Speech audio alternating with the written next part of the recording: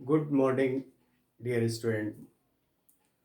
आइए आनुवंशिकता में कुछ परिभाषाएं देखते हैं। परिभाषाएं हैं सह प्रभाविता, को डोमिनेंस।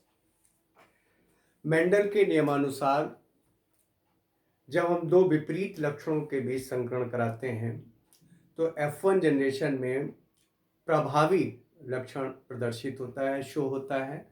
अप्रभावी लक्षण यानी रिसेसिव करेक्टर छुपा रहता है। परंतु कभी कभी विपरीत लक्षणों के बीच संकरण कराने पे कुछ लक्षणों में F1 जनरेशन में कोई भी लक्षण प्रभावी नहीं होता है। दोनों लक्षण अपने को प्रदर्शित करते हैं और एक मध्यवर्ती लक्षण उत्पन्न हो जाता है, यानी कि कोई भी प्रभावी नहीं होता है, कोई भी अप्रभावी नहीं होता है। दोनों लक्षण अपने को प्रदर्शित कर रहे हैं, इसलिए एक नया लक्षण मध्यवर्ती लक्षण उत्पन्न हो जाता है। यह क्रिया सह प्रभाविता कहलाती है। कोडोमिनेंस, सह प्रभाविता। इस प्रक्रिया में एग्जाम्पल ले लीजिए, जैसे कोई भी दाम्पत्य है, पति का रुधिर वर्ग ए और पत्नी का बी है, तो इनकी जो संतानें होंगी उनमें रुधिर वर्ग ए बी होगा। ए बी क्यों? क्योंकि रुधिर में ब्लड ग्रुप, रुधिर वर्ग लाल रक्त कणिकाओं की कोशिका कला पर स्थित एंटीजन पर डिपेंड करता है। जो एंटीजन उपस्थित होती है वही ब्लड ग्रुप होता है। अब मान लीजिए रुधिर वर्ग पुरुष में ए है और महिला में या स्त्री में बी है। रुधिर वर्ग बी है। ए रुधिर वर्ग का मतलब है, रुधिर वर्ग को एक आई जीन से प्रदर्शित करते हैं। तो इसमें जो होंगे जीन इसके आई ए या आई जीरो, एक को हम निगलेक्ट मान लेते हैं। और स्त्री में जो है उसमें आई बी ये होंगे, क्योंकि इसमें ये दोनों हैं एंटीजन और ये एंटीजन शो होती हैं। तो अब इसमें अगर युग्मक बनाएंगे तो आई ए ये गैमेट्स बन जाएंगे और इससे बनाएंगे युग्मक, उसमें भी आई बी।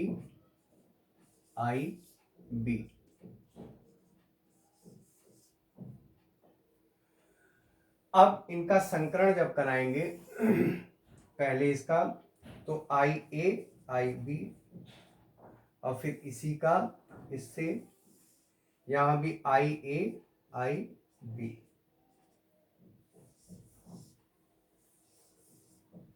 और उसके बाद इसका इससे आई बी यानी आई बी और इसी का इससे यानी आई बी। अब देखिए एंटीजन इनमें दोनों यानी कि इनकी संतानों में, ये संतान F1 जनरेशन है और F1 जनरेशन में जो संतानों में जीन है ए और बी दोनों, ए बी दोनों का मतलब ये रुधिर वर्ग ए बी हो गया। तो संतानों में, सभी संतानों में रुधिर वर्ग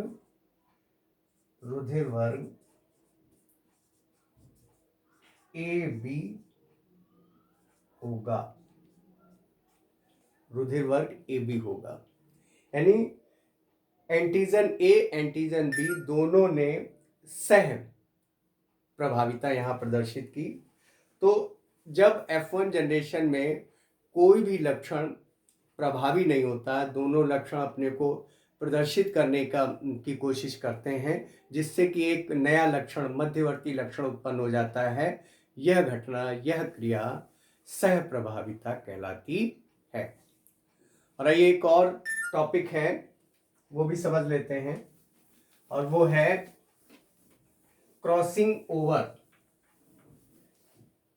जीन विनिमय, हिंदी में बोलते हैं जीन विनिमय, इंग्लिश में बोलते हैं क्रॉसिंग ओवर। लैंगिक जनन में जो विभिन्नताएं या वेरिएशंस उत्पन्न होती हैं उनका मुख्य रीजन होता है कि युग्मक निर्माण के समय हुए क्रॉसिंग ओवर या जीन विनिमय। क्रॉसिंग ओवर में होता क्या है, जब अर्धसूत्री कोश का विभाजन होता है, युग्मक का निर्माण अर्धसूत्री कोश का विभाजन से होता है। जब अर्धसूत्री कोश का विभाजन होता है तो प्रोफेज स्टेज होती है, प्रोफेज, पूर्वावस्था इसको बोलते हैं, पूर्वावस्था। प्रोफेज की 5 स्टेजेस होती हैं, 5 स्टेजेस होती हैं। लिप्टोटीन,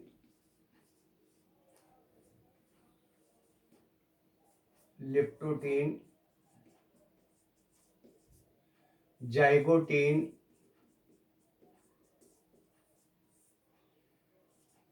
पैकेटीन,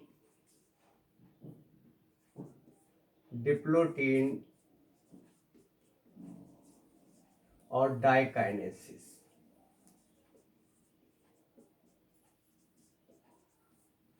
ये 5 उप प्रवस्थाएं होती हैं। इनमें से डिप्लोटीन उप प्रवस्था में प्रोफेज फर्स्ट की, ये प्रोफेज फर्स्ट स्टेज है, प्रथम पूर्वावस्था, प्रथम पूर्वावस्था। तो प्रोफेज फर्स्ट की डिप्लोटीन उप प्रवस्था में जो दोनों जीन होते हैं, जीन युग्मक होते हैं, इनमें काइज़मेटा पे दोनों जीन जुड़ जाते हैं और इनके टुकड़े एक दूसरे से चेंज हो जाते हैं। यानी कि ऐसे, ये मान लीजिए दोनों दो जीन हैं, तो ये क्या होंगे, एक जगह से एक दूसरे से जुड़ जाएंगे और जिस जगह ये जुड़ते हैं उसे बोलते हैं काइज़मेटा। ऐसे ऐसे जुड़ जाते हैं, ये है काइज़मेटा। यहाँ पे जब जुड़ जाते हैं तो इनके जो टेट्रावैलेंट हैं, यानी इनके जो टुकड़े हैं, वो एक दूसरे से चेंज हो जाते हैं। तो प्रथम पूर्वावस्था की डिप्लोटीन स्टेज में जीन के, यानी कि जीनों के जो टेट्रावैलेंट हैं, इनके टुकड़े एक दूसरे से काइज़मेटा पर चेंज होने की प्रक्रिया, बदलने की प्रक्रिया जीन विनिमय या क्रॉसिंग ओवर कहलाती है। और इसी कारण, क्रॉसिंग ओवर के कारण, ये काइज़मेटा है, ये कई प्रकार का होता है। जहां पर जब एक जगह से केवल ये चेंज होते हैं तो एकल, दो जगह से द्वि और बहुत जगह से, दो से अधिक जगह होते हैं तो बहु, मल्टी। तो जीन के टुकड़ों का काइज़मेटा पर एक दूसरे से चेंज होना, इनके टुकड़े चेंज हो जाते हैं, ये चेंज होने की प्रक्रिया क्रॉसिंग ओवर कहलाती है। इसी के कारण जीवों में विभिन्नताएं उत्पन्न होती हैं। इसीलिए एक ही माँ बाप की संतानें एक दूसरे से बिल्कुल मिलती जुलती नहीं हैं, केवल समयुग्म की जुड़वा बच्चों को छोड़कर। तो ये होता है क्रॉसिंग ओवर, और क्रॉसिंग ओवर के कारण ही विभिन्नताएं उत्पन्न होती हैं और विभिन्नताओं के कारण ही जैव विविधता उत्पन्न होती है। तो यह है क्रॉसिंग ओवर।